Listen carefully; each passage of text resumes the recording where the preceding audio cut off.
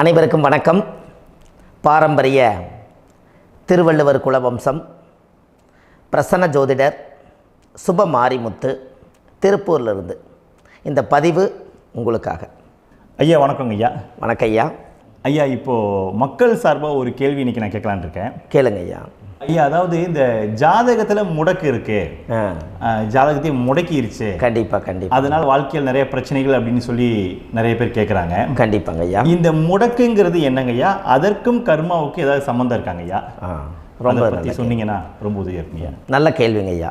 இந்த கர்மாவே முதல்ல எங்கேருந்து வருது அப்படிங்கிறது தான் இப்போ நம்ம சொல்ல போகிறோம். இதுவரைக்கும் எத்தனையோ கருத்துக்களெல்லாம் நீங்கள் இந்த உலகத்தில் கேட்டிருப்பீங்க.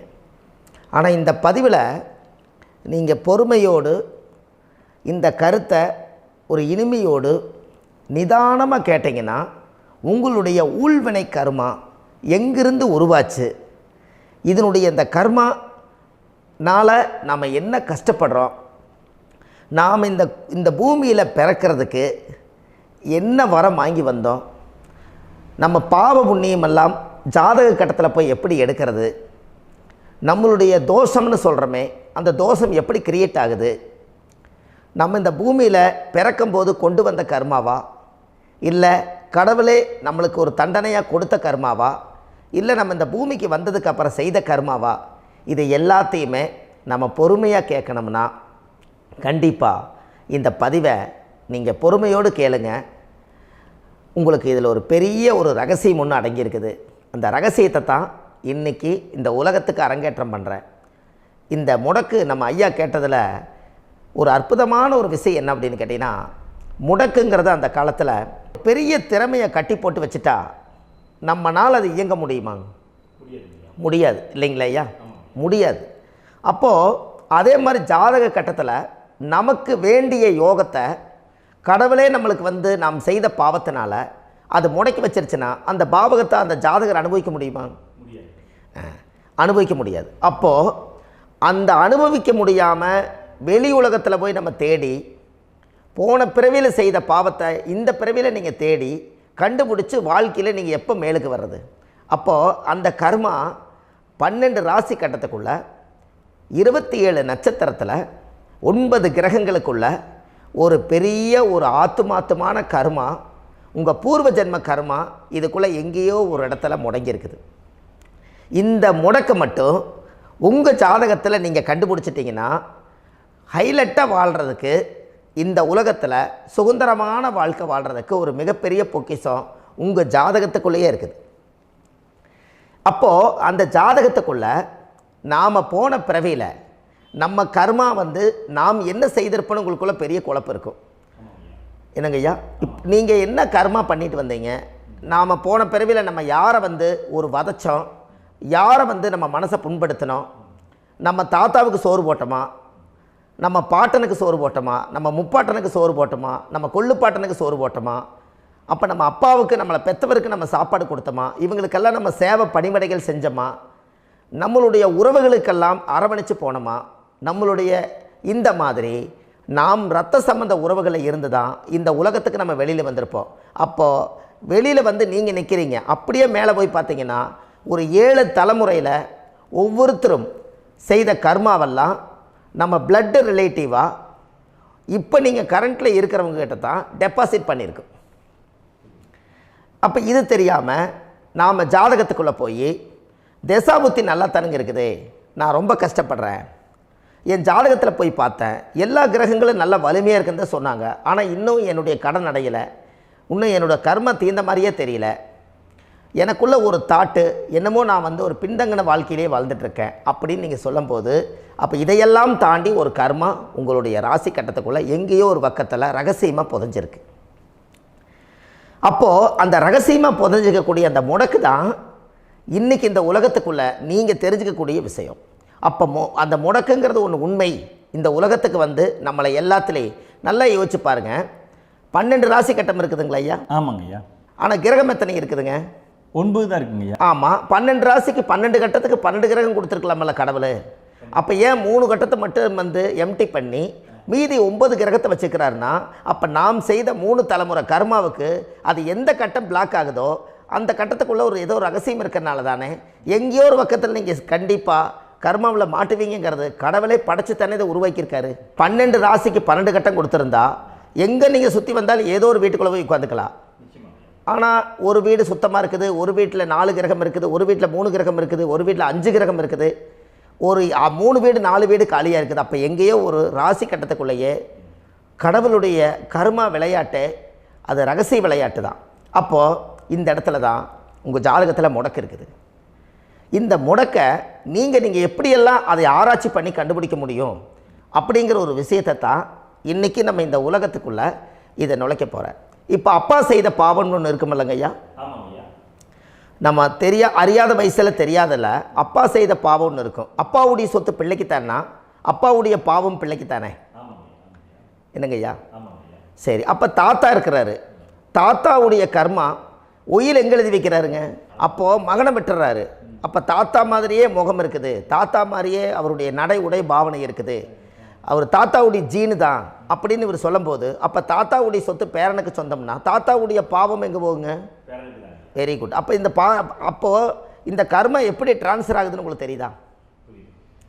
அப்போ நீங்கள் போன பிறவியில் அந்த தாத்தாவுடைய பேரனை நீங்கள் பிறக்கிறதுக்கு கர்மம் உங்களை செயல்பட வச்சுருக்குது. அதனால் நீங்கள் தாத்தாங்கிறீங்க. அதனால் அந்த கௌரவமாக எங்கள் தாத்தா சம்பாரித்த சொத்து நான் தான் அனுபவிக்கணுங்கிற விதியை நீங்கள் உருவாக்கிறீங்க. அப்போது இந்த ஜாதகத்தில் அந்த ஊழ்வினை தோஷந்தான் ஏதோ ஒரு வழியில் உங்களை கர்மாவை செயல்படுத்துது. அதனால தான் இந்த ஜாதகத்தில் எந்த ஒரு முடக்கை எடுக்கிறதா இருந்தாலும் சூரியன் என்ற நட்சத்திரம் எதுவோ அந்த நட்சத்திரத்துக்கு எந்த வீடு முடக்காகுதோ அங்கே தான் உங்களுடைய கர்மா ஒளிஞ்சிருக்கும். இதுதான் உங்களுடைய பெரிய ஒரு பொக்கிஷமான ரகசியம். சரிங்க ஐயா, இப்போ இதில் நவகிரகங்கள் 9 இருக்கும்போது ஏன் சூரியனை மட்டும் நம்ம இதில் எடுத்துக்கணும்னு நீங்கள் சொல்கிறீங்க? நல்ல கேள்விங்க ஐயா. நீங்கள் கேட்டீங்க பார்த்தீங்களா, 9 நவகிரகம் இருக்கும்போது சூரியனை மட்டும், அந்த சூரியன் என்ற நட்சத்திரம் பிறக்கும்போது அந்த வீடு மட்டும் முடக்காகுன்னு நீங்கள் கேட்டீங்க இல்லையா? இதுதான் அற்புதமான கேள்வி. ஏன் அப்படின்னு கேட்டிங்கன்னா, சூரியன் அப்பாவோட உயிர் கரு போய் அம்மாவுடைய பனிக்கூடத்தில் கர்ப்பத்தில் வச்சு 10 மாதம் 300 நாள் சுமந்து நீங்கள் இந்த பூமிக்கு வெளியில் வரும்போது நீங்கள் என்ன பாவத்தை இவங்க விதைச்சாங்களோ அந்த கர்மாவை வாங்கிட்டு தான் நீங்கள் வெளியில் பிரசவமாகறீங்க. இதுதானே? அப்போ சூரியன் என்ற நட்சத்திரம், அந்த சூரியனுங்கிறது உயிர் கருவல்லவா, அப்பாவுடைய உயிரணுக்கள் அம்மாவுடைய கருவிக்குள்ளே போய் நாம் குழந்தை வடிவத்தில் இருந்து 300 நாள் பாவ உன்னித்த பதிவில் ஏட்டு எழுதி ஒரு ஜாதகத்தை கையில் கொடுத்து பிறந்த உடனே உங்களுக்கு ஒரு ஏட்டை பெரட்டி நீ இப்படித்தான் விதி, இனிமேல் இப்படித்தான் நீ வாழணும்னு சொல்லி உங்கள் கர்மாவை நீங்கள் கர்மாவோடு தானே வெளியில் பிறக்கிறீங்க. அப்போ சூரியன் என்ற நட்சத்திரம் தானே இந்த உலகத்துக்கு ஒரு பெரிய ஒரு மகத்துவம். இப்போ பாருங்கள், விடிய வரைக்கும் நம்ம முழிச்சிட்ருக்குறோம், காலையில் சூரிய உதயமானால் அவங்கவுங்க செயல்படுறோம். மீதி எல்லா கிரகங்களுக்குமே வெளிச்சத்தை கொடுக்கக்கூடிய சக்தி சூரியனுடைய பிம்ப ஒளிக்குத்தானே உண்டு, என்னங்க ஐயா? அதனால தான் மேசத்து உச்ச வீடுன்னு சொல்லி மேசத்தை உச்சம்னு சொல்லி சூரிய உச்சத்தை அங்கே தான் வச்சாங்க. அப்போது அந்த காலச்சக்கரத்துக்கு 5ஆம் இடம் பூர்வ புண்ணியஸ்தானத்தில் போய் சிம்மத்தில் கொண்டு போய் சூரியனை ஆட்சி வீடுன்னு வச்சாங்க. அப்போது சூரியனில் இருந்து தான் அந்த மையப்புள்ளி உருவாகுது. அப்போ உங்களுடைய ஜாதகத்தில் அந்த சூரியனாகப்பட்டவர் பிறக்கும்போது நீங்கள் உங்கள் ஜாதகத்தை நீங்கள் எடுத்துக்கங்க ஐயா.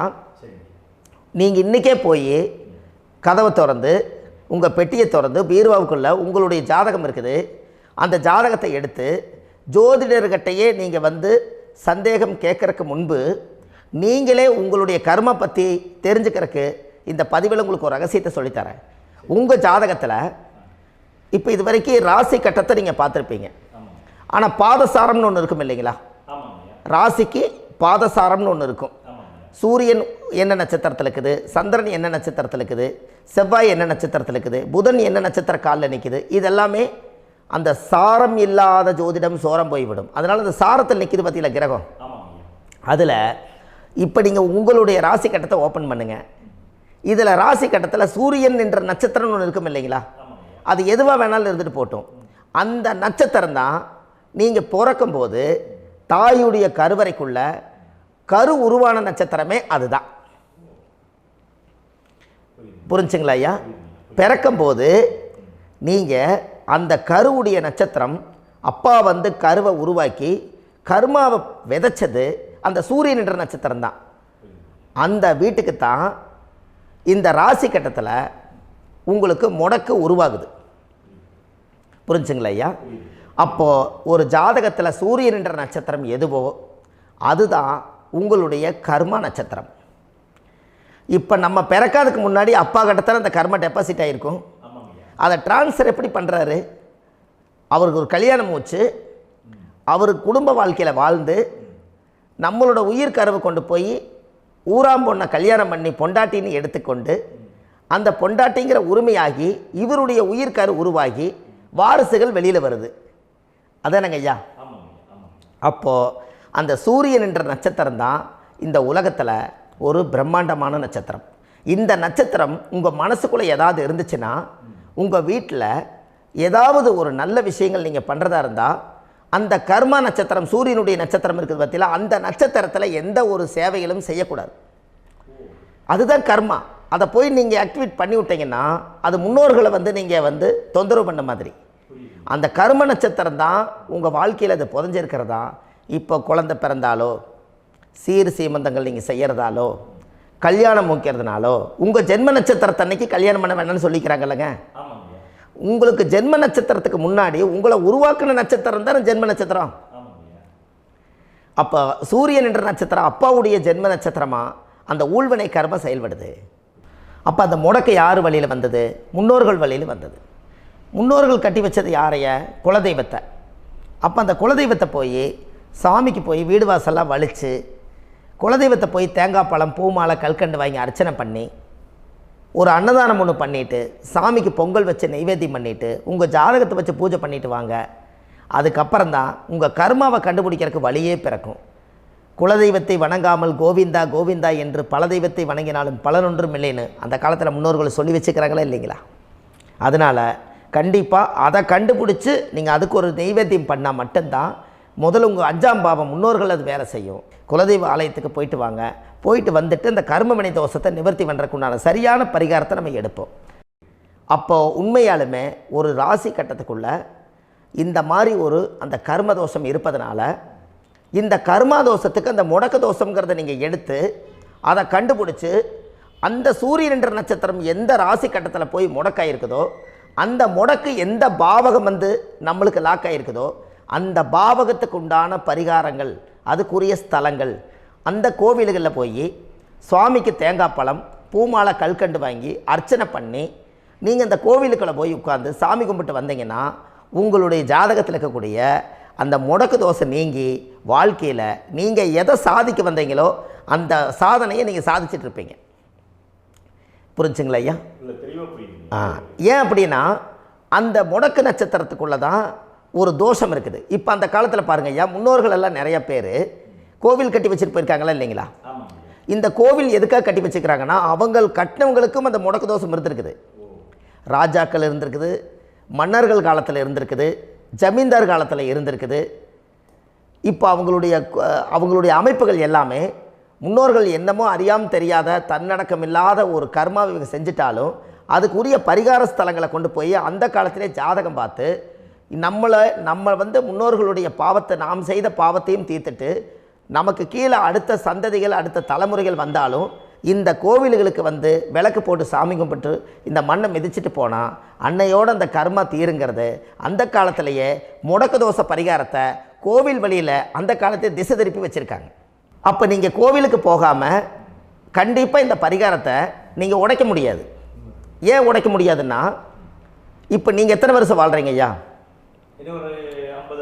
120 வருஷமே வச்சுக்கோங்க. சூரியன் திசை 6 வருஷம், சந்திரன் திசை 10 வருஷம், செவ்வாய் திசை 7 வருஷம், ராகு திசை 18 வருஷம், குரு திசை 16 வருஷம், சனி திசை 19 வருஷம், புதன் திசை 17 வருஷம், கேது திசை 7 வருஷம், சுக்கிரன் திசை 20 வருஷம். இப்போ நான் சொன்ன டோட்டலெல்லாம் கூட்டிங்கன்னா 120 வருஷம் வரும். இது ஒரு மனிதர் பிறந்து பூரண ஆயுளோடு வாழ்ந்தால் இந்த 120 வருஷம் வாழ்ந்தால் அவர் இந்த பூலோக பதவி விட்டு சிவலோக பதவி போயிடுவார். அதுக்கு பேர் தான் பூரண ஆயுள் என்று பொருள். அப்போ இந்த பூரண ஆயுளை வாழ்ந்தவருக்கு 120 வருஷம். கோயில் எத்தனை வருஷம் வாழுதுங்க ஐயா? கோயில் பழங்காலத்து கோயிலெல்லாம் எத்தனை வருஷம் வாழுதுங்க? 12 வருஷத்துக்கு கும்பாபிஷேகம். அது ஓகே, அது பரவாயில்ல. 12 வருஷத்துக்கு ஒருக்கா பழசை புதுப்பிச்சு கும்பாபிஷேகம் பண்ணி மறுபடியும் அதுக்கு பவர் ஊட்டி சக்தி ஊட்டி அதுக்கு உருவேற்றுறாங்க. நான் சொல்கிறது கோயில் 5000 வருஷம் 4000 வருஷம் பெரிய பெரிய சித்தர்கள், மகான்கள், ரிஷிமார்கள், யோகிகள், சித்தர்கள் இவங்களெல்லாம் போய் கோவில்லையே சிவனையும் பெருமாளையும் வழிபாடு பட்டுட்டு கோவில்லையே ஒரு ஓரத்தில் ஜீவசமாதி ஆயிட்டாங்கன்னு பழைய கால கோயிலில் சித்தர்கள் குடியிருக்காங்களா இல்லைங்களா? இருக்காங்கல்லங்க ஐயா. அப்போது நாம் 120 வருஷம் வாழ்கிறோம், கோவில் 5000 வருஷம் வாழுது. எங்கே சக்தி அதிகமாக இருக்குன்னு சொல்லுங்க? கோவிலில் தாங்க ஐயா. கோயில் தான், அதில் ஒன்றும் மாற்றம் இல்லைங்களே. கோயில் தாங்க. அப்போ கோவிலில் தான் அந்த சக்தி இருக்குதுன்னு நீங்கள் சொல்கிறீங்க. அப்போ உங்களுடைய கர்மாவை உடைக்கிறதுக்கு 120 வருஷம் பெருசா 5000 வருஷம் பெருசான்னு சொல்லுங்கள்? 5000 தாங்க. அப்போ 5000 வருஷம் உள்ள அலைகள் எத்தனை அந்த சிவனுக்கு இப்போ சிவன் கோயிலே உங்களுக்கு முடக்கு தோஷத்துக்கு ஒரு கோயில் வருதுன்னு வச்சுக்கோங்க. அந்த கோவிலில் எத்தனை முடக்குகளுக்கு உண்டான கோவில்கள், எத்தனை பழங்களை ஊற்றி சாமிக்கு அபிஷேகம் பண்ணியிருப்பாங்க, எத்தனை பால் கூட ஊற்றிருப்பாங்க, பன்னீர், தேன், இளநீ, மஞ்சள் நீர், திருமஞ்சனம், அபிஷேகம், பொங்கல், நைவேத்தியம் இத்தனையும் செஞ்சு அந்த சிவனை சிவனாக பார்த்து அந்த கருவறைக்குள்ள ஒரு கிராணங்கள் வரும்போதும் கூட பாதுகாப்பு பண்ணி வச்சு நல்ல சக்தியோடு அந்த கருவறையை புத்தியோடு அவங்க வேலை செஞ்சு அந்த காலத்தில் வச்சுருக்காங்களா இல்லைங்களா? அப்போது நம்ம வீட்டை அவ்வளோ சுத்தமாக வச்சுருக்க முடியுமா? என்னதான் வாஸ்து இருந்தாலும் முடியாது இல்லைங்களா? அப்போது அவ்வளவு ஒரு பவர்ஃபுல்லான கோவில் அந்த முடக்கு தோஷத்துக்குள்ளே ரகசியமாக அந்த கோயில் அடங்கியிருக்குது. உங்கள் ஜாதகத்துக்குள்ளே உண்மையாலுமே ஊழ்வினை கோயில், கர்மவினை கோயில் அதுக்குள்ளே இருக்குது.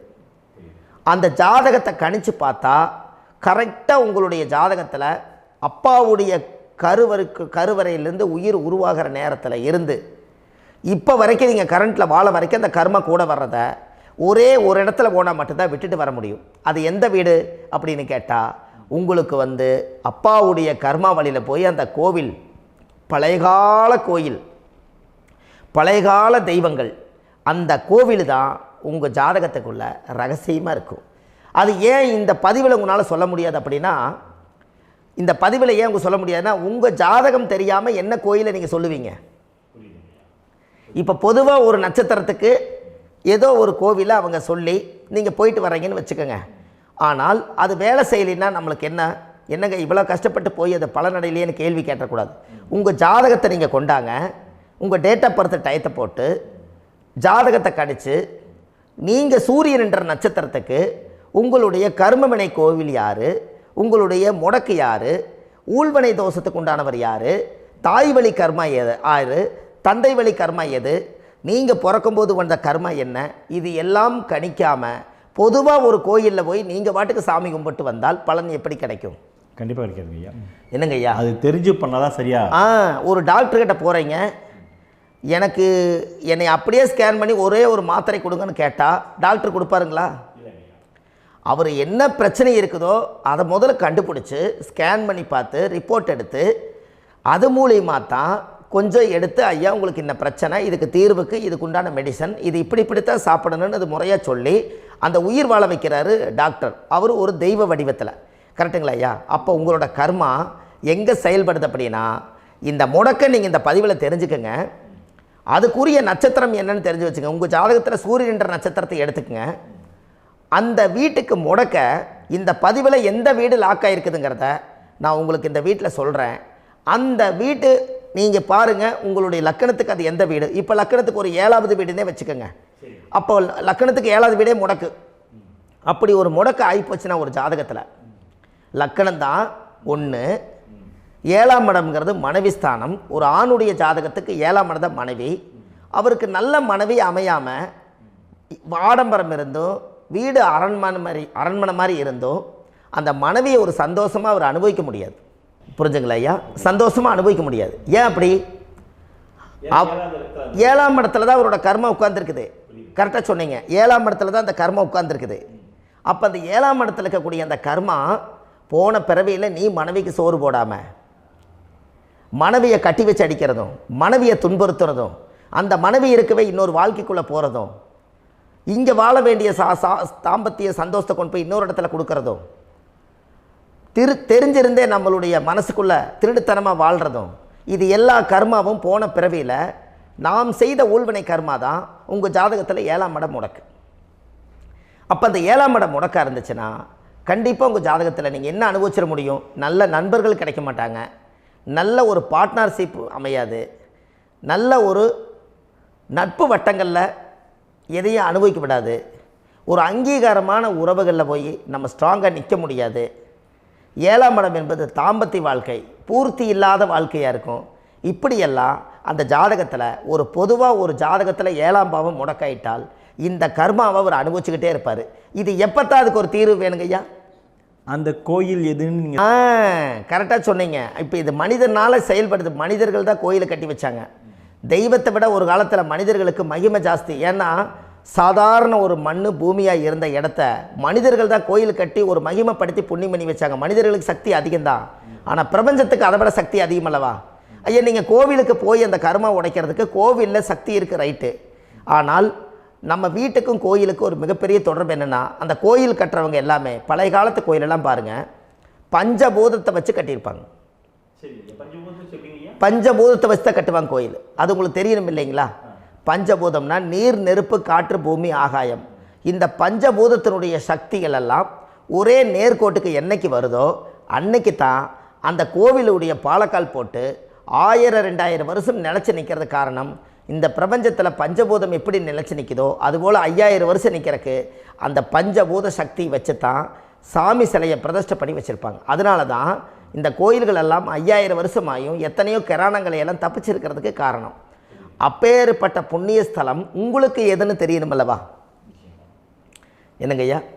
அப்பேற்பட்ட புண்ணிய ஸ்தலம் உங்களுக்கு எதுன்னு தெரிஞ்சால் தானே நீங்கள் போய் செய்ய முடியும், இல்லாட்டி கண்டிப்பாக தெரியாது. அப்போ இந்த முடக்கு தோஷத்தை கடவுள்கிட்ட கொண்டு போய் ஒப்படைக்கணும். நாம் பிறக்கும் போது கொண்டு வந்த கர்மாவை நாம் இருக்கும் காலத்தில் கொண்டு போய் இந்த கர்மாவை சுத்தப்படுத்தி, நீங்கள் பாவ ஆத்மாவை இந்த பூமியில் பிறந்து பூலோகத்தில் எல்லா புண்ணியத்தையும் செஞ்சுட்டு இந்த பூலோகத்தை விட்டு நீங்கள் போகும்போது புனித ஆத்மாவாக போகணுன்னா உங்கள் கர்மாவை கொண்டுட்டு போகாதீங்க, கர்மாவை நிவர்த்தி செய்யுங்க.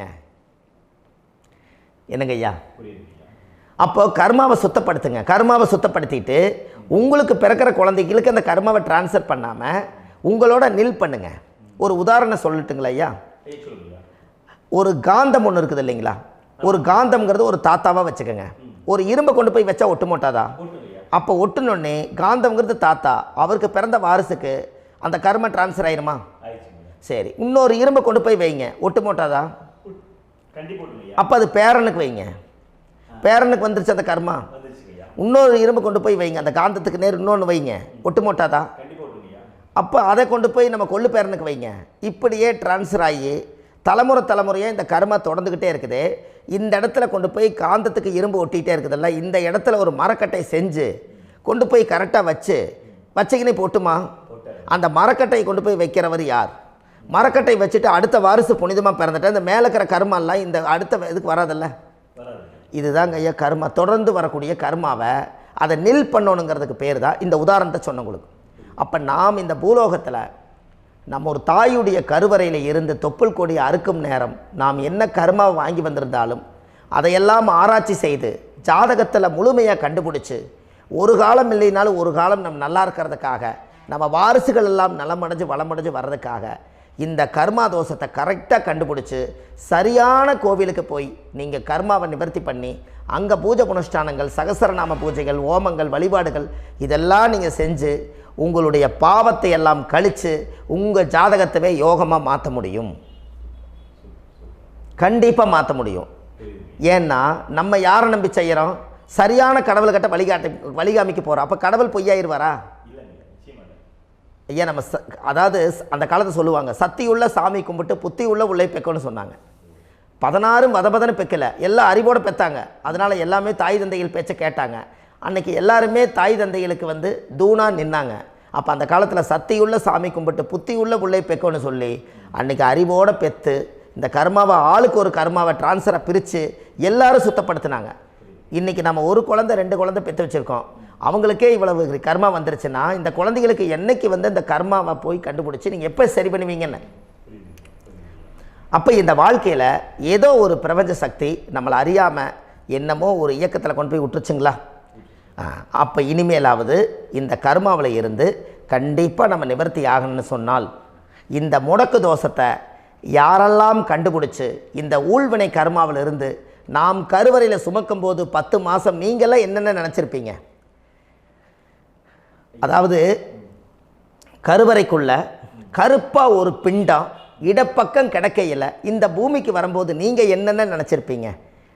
இந்த பிறந்ததுக்கு அப்புறம் வந்து தான் அம்மா தெரியுது, அப்பா தெரியுது, தாத்தா தெரியுது, பாட்டி தெரியுது, இந்த உலகத்தில் கண்கொள்ளாத காட்சிகள் எல்லாம் தெரியுது, எல்லாம் தெரியுது. ஆனால் 10 மாதம் உங்கள் வாழ்க்கையில் நீங்கள் இருக்கும்போது நீங்கள் என்னென்னலாம் நினச்சி இந்த பதிவில் இறைவன் கொடுத்தாரோ அதையெல்லாம் அனுபவிக்கத்தான் வந்தீங்க. அதுக்கு இடையில இருக்கிறதான கர்மா.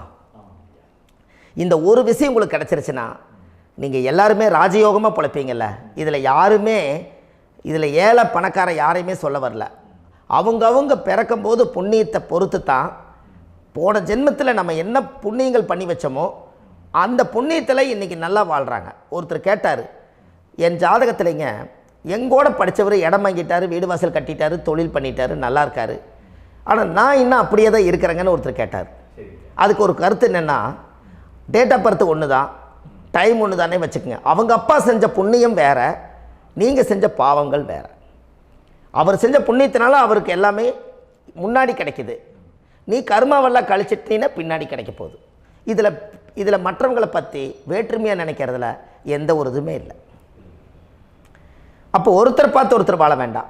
உங்களுடைய சுய அறிவை வச்சு இந்த பூலோகத்தில் இந்த பூமியில் நீங்கள் 4 தெரிஞ்சு நல்ல விதமாக கற்றுக்கிட்டு இந்த உலகத்தில் சிறப்பாக வாழ கற்றுக்குங்க. அதுக்கு அந்த ஊழ்வினை தோஷத்தை கண்டுபிடிங்க. உங்களுக்குன்னு ஒரு முடக்கு இருக்குதுங்கிறத இன்றைக்கி நீங்கள் எழுதி வைங்க. அதை எப்படியாவது கண்டுபிடிங்க, அதை தேடுங்க. ஒரு முறை நீங்கள் ஜாதகத்தை கொண்டு வாங்க. அந்த ஜாதகத்தை கொண்டு வந்து உங்கள் பாவகத்தில் எத்தனாம் பாவம் முடக்காயிருக்குதுன்னு பாருங்கள்.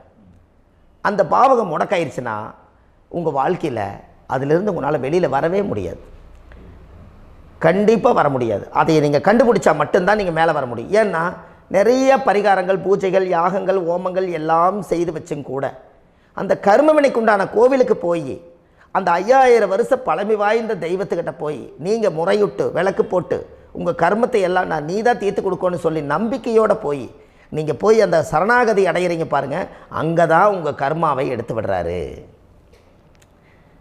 அப்போ இந்த ரகசியம் உங்களுக்கு வேணுமல்லவா? அப்போ உங்கள் ஜாதகத்தில் எங்கே முடங்கி அதுக்குரிய கோவில்கள் எல்லாம் என்ன, அதுக்கு தான பரிகாரம் என்ன, அதுக்கு நீர் பரிகாரம் என்ன, யாத்திரை பரிகாரங்கள் என்ன, நீங்கள் வீட்டில் இருந்தே செயல்படுத்தக்கூடிய பரிகாரங்கள் என்ன, பரிகாரம் கோவிலுக்கு போய்த்தான் நடக்குமா, இல்லை நாம் வீட்டில் வச்சு வணங்குறதுனால நடக்குமா, நாம் செய்யக்கூடிய தர்ம பரிகாரங்கள் என்ன, தான பரிகாரங்கள் என்ன, இப்படி பல விதமாக இருக்கிறனால உங்கள் ஜாதகத்துக்கு எந்த மாதிரி பரிகாரம் கனெக்ட் ஆகுதுங்கிறது தெரியணும்.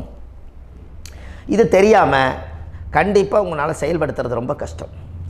இதனால் இதை நீங்கள் தெரிஞ்சுக்கணும்னா இப்போ நம்ம பாருங்கள், நீங்கள் அந்த தெரிஞ்சுக்கிட்டாலே உங்கள் வாழ்க்கையில் ஒரு டைம் தான் நீங்கள் தெரிஞ்சுக்க போகிறீங்க. உங்களுடைய கர்மா என்ன, நீங்கள் எங்கே செயல்பட்டு போயிட்டுருக்கிறீங்க, உங்கள் போகிற பாதை சரியா இல்லை அந்த பாதையில் முள்ளு கல் இருக்குதா, இது எல்லாம் உங்களுக்கு தெரியலனா இந்த முடக்கை கண்டுபிடிக்கக்கூடிய சக்தி வாய்ந்த இந்த கர்மாவை நிவர்த்தி பண்ணுறதுக்கு வழிகள் இருக்குது. அதனால் நீங்கள் கண்டிப்பாக இந்த முடக்கை தெரிஞ்சுக்கணும்.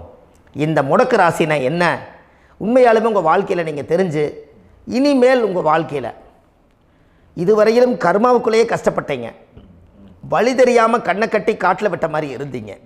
இனி அப்படி இருக்க வேண்டாம்.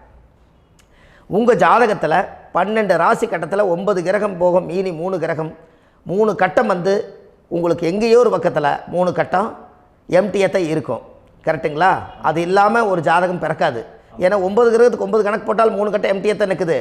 அந்த கட்டத்துக்குள்ளே எந்த நட்சத்திரத்தில், எந்த சாரத்தில், எத்தனாவது டிகிரியில், எத்தனாவது பாதசாரத்தில், எத்தனை வெகுளையில், எத்தனை செகண்டுக்குள்ளே இந்த கர்மா உள்ளே புகுந்து உங்களை செயல்படுத்துதுங்கிறத கண்டிப்பாக உங்கள் ஜாதகத்தை கொடுங்க. பார்த்து இந்த விஷயத்தை சொல்கிறேன், நீங்கள் அந்த இடத்துக்கு போய் நிவர்த்தி பண்ணிவிட்டு உங்கள் வாழ்க்கையில் கொஞ்சம் காலம் வாழ போகிறீங்க. பாருங்கள், பிறந்ததுலேருந்து 20 வருஷத்துக்குள்ளே இளமையாக வாழ்கிறீங்க, குழந்தையாக வாழ்கிறீங்க. 20லேருந்து 40 வயசுக்குள்ளே தான் உங்களுக்கு ஒரு பொண்ணை பார்த்து கல்யாணம் பண்ணி ஒரு கரு உருவாக்குறீங்க. அதுக்கப்புறம் 40லேருந்து 60க்குள்ளே குழந்தை பெற்று கடமை முடிச்சிடுறீங்க. 60 வயசுக்கு மேலே ரிட்டையர்ட் ஆகிடுறீங்க. இந்த 20க்கும் 60க்கும் இல்லாத 20லேருந்து இந்த 40 வயசுக்குள்ளே உங்களோட தேடல் என்னவோ அது வாழ வேண்டிய சுகபோகமான வாழ்க்கை எல்லாமே அந்த 40க்குள்ளே தான் இருக்குது. இந்த 40க்குள்ளே இருக்கக்கூடிய வாழ்க்கையை இந்த கர்மா தெரியாமல் காலத்தை வீணாக்க வேண்டாம். வாழ வேண்டிய வயசில் நீங்கள் வாழணும். அதுக்குரிய கர்மாவை நீங்கள் சுத்தப்படுத்துங்க. எப்படியெல்லாம் நீங்கள் சந்தோஷமாக வாழ்கிறீங்கன்னு எனக்கு ஒரு தகவல் கொடுங்க. வேறு லெவலில் நீங்கள் இருப்பீங்க. கண்டிப்பாக இந்த பதிவில் உங்களுக்கு நான் இந்த விஷயத்தை கொடுக்க போகிறேன். இந்த முடக்கு நட்சத்திரங்கள் என்ன அப்படிங்கிறத இந்த பதிவில் நீங்கள் ஒரு நோட் ஒன்று எடுத்துக்கோங்க, குறித்து வச்சுக்கோங்க. இதில் இருந்து அவங்கவுங்களுக்கு முடக்கு நட்சத்திரம் என்னங்கிறத இந்த பதிவில் நான் உங்களுக்கு கொடுக்குறேன். இந்த வீடு தான் அது முடக்குங்கிறத சொல்கிறேன். இதையெல்லாம் நீங்கள் தெரிஞ்சு உங்கள் ஜாதகத்தவே நீங்கள் முடக்கு எடுத்து கண்டிப்பாக உங்கள் வாழ்க்கையில் நீங்கள் நல்லா இருப்பீங்க. அதுக்கு ஒரு நோட் எடுத்து வச்சுக்கோங்க. இது வரைக்கும் கர்மாவை பற்றி நம்ம பேசினோம். உங்கள் ஜாதகத்தில் சூரியன் என்ற நட்சத்திரத்துக்கு தான் முடக்குன்னு சொன்னீங்களே, எந்த வீடுங்கிற ரகசியத்தை இன்றைக்கி நம்ம எல்லோரும் தெரிஞ்சுக்கலாமா? இத்தனை காலமாக நீங்கள் தெரிஞ்சுக்காத ஒரு ரகசியத்தை இன்றைக்கி உங்கள் ஜாதக கட்டத்தில் நீங்களே முடக்க கண்டுபிடிச்சி அதுக்குண்டான பலனை தேட போகிறீங்க. அந்த தேடல் தான் உங்களை கொண்டு போய் உட்கார வைக்க போகுது. ஒரு உதாரணம், உங்கள் ஜாதகத்தில் பாதசாரம் இருக்குது அல்லவா? அந்த பாதசாரத்தில் சூரியன் என்ற நட்சத்திரம், சூரியன் நின்ற நட்சத்திரம் பாதசாரத்தில் கரெக்டாக எடுங்க. சூரியன் என்ற நட்சத்திரம் திருவாதிரை நட்சத்திரமானால் உங்களுக்கு முடக்கு யார் வரும்னு தெரியுங்களா? மிதுனம் தான் உங்களுக்கு முடக்கு வரும். அப்போ இந்த மிதுனம் முடக்க இருக்கிறனால உங்கள் வாழ்க்கையில் அது புதன் வீடு, அது மாமன் வர்க்க வீடு. அப்போ மாமன் வழியில் ஏதோ ஒரு கர்மா உங்களை செயல்படுத்தி அதை கொண்டு வந்துக்கிட்டு இருக்குது. அப்போ கண்டிப்பாக இப்போது இத்தனை நாள் தெரியாத ஒரு ரகசியம், உங்கள் லக்கணத்துக்கு அந்த மிதுனம் எத்தனாவது வீடுன்னு நீங்கள் பாருங்கள். அந்த வீடு தான் முடக்கி வச்சுருக்குது. அந்த பாவகத்தை நீங்கள் அனுபவிச்சுட்டு இருக்கிறீங்க. அதுதான் கர்மா. இந்த கர்மாவில் இருந்து நீங்கள் வெளியில் வரணுன்னா இனி அதை கண்டுபிடிக்கிறதுக்கு உண்டான வழிமுறைகளை நீங்கள் தேடுங்க. வாழ்க்கையில் நீங்கள் முன்னுக்கு வந்துடுவீங்க. திருவாதிரை நட்சத்திரத்தை பற்றி இது வரைக்கும் நீங்கள் பார்த்தீங்க. திருவாதிரைக்கு அடுத்தது புனர்பூச நட்சத்திரத்தை பற்றி அடுத்த பதிவில் நம்ம பார்ப்போம். நம்ம ஆன்லைன்லேயே ஜாதகம் பார்க்குறோம். உங்கள் date of birth, time, place கொடுத்தீங்கன்னா போதும்.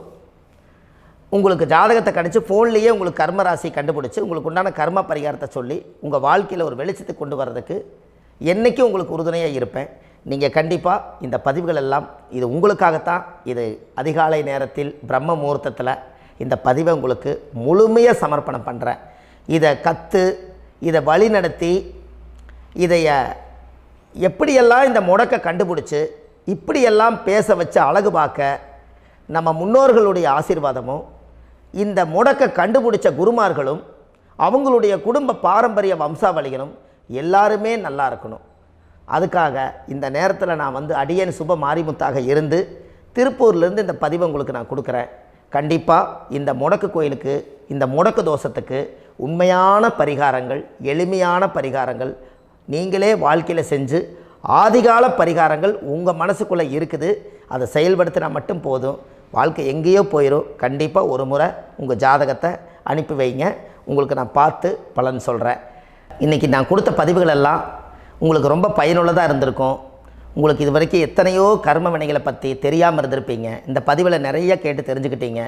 இதெல்லாம் வாழ்க்கையில் ரொம்ப முக்கியமான பரிகாரங்கள், எளிமையான பரிகாரங்கள். நேராக நீங்கள் கடவுளைத்தான் கெட்டியாக பிடிக்க போகிறீங்க. அந்த பரிகாரங்கள் எல்லாம் செஞ்சு அதிகாரமாக வாழ்ந்து இந்த பூலோகத்தில் நல்ல சிறப்பாக வாழ்கிறதுக்கு இந்த பரிகாரம் உங்களுக்கு ரொம்ப யூஸ்ஃபுல்லாக இருக்கும். கண்டிப்பாக இந்த பதிவை செய்யுங்க. நம்ம பாரம்பரிய திருவள்ளுவர் குல வம்சம், பிரசன்ன ஜோதிடர் சுப மாரிமுத்து, திருப்பூரில் இருக்கேன். 30 ஆண்டு காலமாக நம்ம ஜோதிடம் பார்த்து கொண்டு இருக்கிறோம்.